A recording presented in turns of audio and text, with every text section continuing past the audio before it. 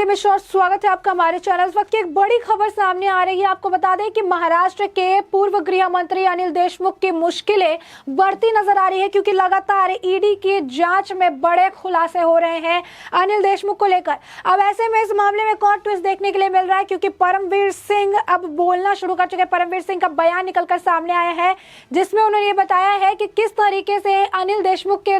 खिलाफ दिया गया जो बयान जो सचिन वाजे ने दिया था, अब सचिन वाजे के ऊपर दबाव बनाया जा रहा है ताकि वो अपने बयान को अनिल देशमुख के लिए जो खिलाफ जो उन्होंने बयान दिया उस बयान को बदला जा सके। जी हाँ, परमवीर सिंह का ये बयान निकलकर सामने आया। ईडी को उन्होंने जो है सवाल जब ईडी पूछ रही थी उस दौरान उन्होंने जवाब में बताया कि किस तरीके से सचिन वाजे को प्रताड़ित किया जा रहा है ताकि सचिन वाजे अनिल देशमुख के खिलाफ जो बयान दिया है उसे बदला जा सके। यही नहीं, आपको बता दें कि अनिल देशमुख द्वारा ट्रांसफर और पोस्टिंग के रैकेट का भी भांडाफोड़ हो चुका है कि किस तरीके से अनिल देशमुख अपनी पदवी का, अपने आप कह सकते हैं कि अपने पोस्ट का फायदा उठाते नजर आते थे। उसका फायदा उठाकर कितने ऑफिसर्स के अपने हिसाब से मनमानी ढंग से ट्रांसफर और पोस्टिंग करवाते थे, इस पर भी बड़ा खुलासा हो गया है। तो ऐसे में आपको इसके बारे में थोड़ा विस्तार से बताते हैं कि आखिर क्या ये पूरा मामला है परमवीर सिंह और सचिन वाजे से जुड़ा हुआ है जो बड़ा बयान ईडी को इन्होंने दिया है। साथ ही साथ इस रैकेट का भांडाफोड़ किसने किया है और इस रैकेट से जुड़ी और क्या सब जो है डिटेल्स निकलकर सामने आई है, इसके बारे में आपको जरा विस्तार से बता देते हैं। पहले हम बात करेंगे परमवीर सिंह द्वारा दिए गए उस बयान को लेकर, जिसमें इन्होंने ईडी को यह बात कही है कि सचिन वाजे के ऊपर दबाव बनाया जा रहा है। आखिर क्यों कहा है ऐसा परमवीर सिंह ने, जरा विस्तार से जान लीजिए। अब बता दें कि महाराष्ट्र के पूर्व गृह मंत्री अनिल देशमुख के खिलाफ लगे भ्रष्टाचार के आरोपों की जांच चल रही है और इस बीच आईपीएस अफसर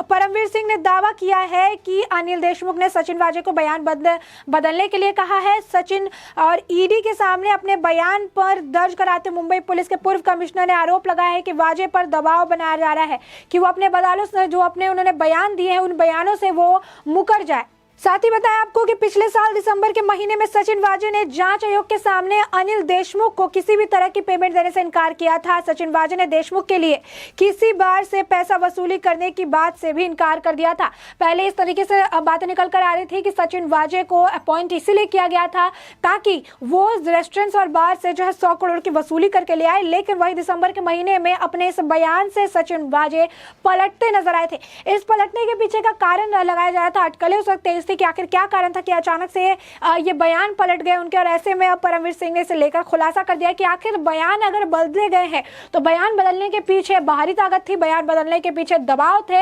यानी कहीं ना कहीं अनिल देशमुख भले हिरासत में है, अनिल देशमुख जेल की सलाखों के पीछे हो, लेकिन उनके पीछे से उनकी जो मुरीद है उनके पीछे से उनके जो गुर्गे हैं वो काम कर रहे हैं और दबाव बनाने का काम भी कर रहे हैं। किसी ना किसी तरीके से दबाव बनाया जा रहा है। यही नहीं, आपको बता दें कि कोर्ट में एक मीटिंग भी हुई थी। इस मीटिंग की काफी ज्यादा चर्चा की गई थी कि इस मीटिंग के दौरान क्या कुछ बात सचिन वाजे और अनिल देशमुख के बीच हुई है, उस पर से भी अब आपको बता दें कि पर्दा हटाया गया। उस पर से भी परमवीर सिंह ने रोशनी डाली है कि आखिर क्या हुआ था और किस तरीके से अब सचिन वाजे जो हिरासत में और किस तरीके से अनिल देशमुख जो खुद हिरासत में है दबाव बनाने की कोशिश की जा रही है, कौन से हथकंडे अपनाए जा रहे हैं ताकि सचिन वाजे अपने बयानों से मुकर जाए। इस पूरे मामले की जांच फिलहाल सीबीआई और ईडी दोनों कर रही है और ईडी को दिए गए अपने बयान में परमवीर सिंह ने कहा कि उन्हें सूत्रों के हवाले से यह खबर मिली थी 30 नवंबर 2021 को चांदीवाल आयोग के कार्यालय में सचिन वाजे की मुलाकात अनिल देशमुख से हुई थी और इस दौरान उन्होंने सचिन वाजे को कहा था कि सचिन वाजे उनके खिलाफ जो बयान दे रहे हैं उन बयानों से मुकर जाए। साथ ही परमवीर सिंह ने एक बात और कही, उन्होंने कहा कि सचिन वाजे और साथ ही साथ अनिल देशमुख के बीच में एक बिल्डिंग में भी बैठकर बातचीत हुई है और इस बिल्डिंग में आयोग इस मामले की सुनवाई कर रहा था, यानी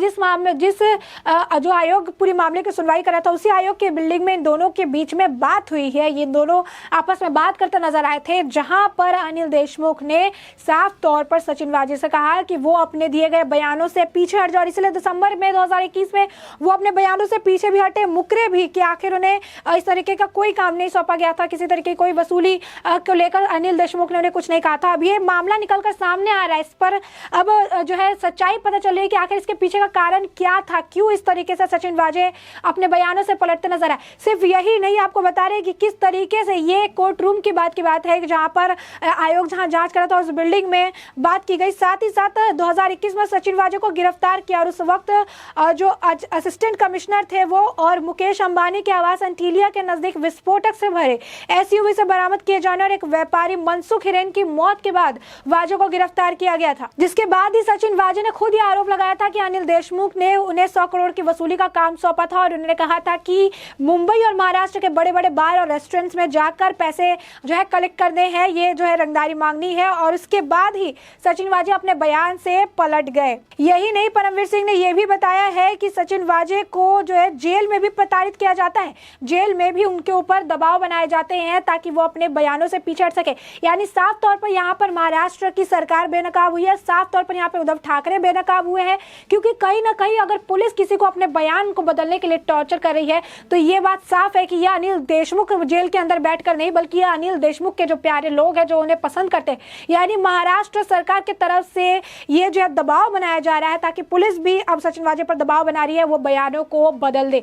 कल भी परमवीर सिंह ने कहा था कि सचिन वाजे की नियुक्ति के पीछे सिर्फ अनिल देशमुख का हाथ नहीं था। इसमें गौर करने वाली बात थी, इसमें उन्होंने कई अब तक जो है वो कुछ इतना बड़ा बयान नहीं देते नजर आए थे। कल भी उन्होंने बात कही, सिर्फ अनिल देशमुख नहीं, उद्धव ठाकरे, आदित्य ठाकरे और अनिल परब भी थे जो कि उनकी नियुक्ति को लेकर सिफारिश करते नजर आते थे। यानी साफ तौर पर समझ आ रहा है कि अगर ये पूरा भांडा फूटता है, अगर ये पूरे 100 करोड़ की वसूली वाले मामले से पर्दा उठता है तो इसमें कई सारे बड़े नाम लपेटे में आने वाले हैं और इस नाम में महाराष्ट्र के पूर्व मुख्यमंत्री उद्धव ठाकरे का नाम भी शामिल है। तो कहीं ना कहीं अनिल देशमुख नहीं बल्कि महाराष्ट्र में अपनी सरकार, अपनी पोजीशन को बचाने के लिए उद्धव ठाकरे भी बाहर से इसे लेकर षड्यंत्र रचते नजर आ रहे हैं और सचिन वाजे पर लगातार आपको बता दें कि दबाव बनाया जा रहा है। अब आपको बता दें इसके दूसरे पहलू के बारे में जो ये बड़ा खुलासा हुआ है, जहां पर यह कहा जा रहा है कि ट्रांसफर और जो पोस्टिंग वाले रैकेट है उस पर बड़ा भांडाफोड़ किया। आखिर किसने ये भांडाफोड़ किया है, कौन अब इस पूरे मामले पर इस बयानबाजी देते नजर आ रहे हैं, जरा इसके बारे में जानिए। आपको बता दें कि महाराष्ट्र के पूर्व मुख्य सचिव सीताराम कुंटे ने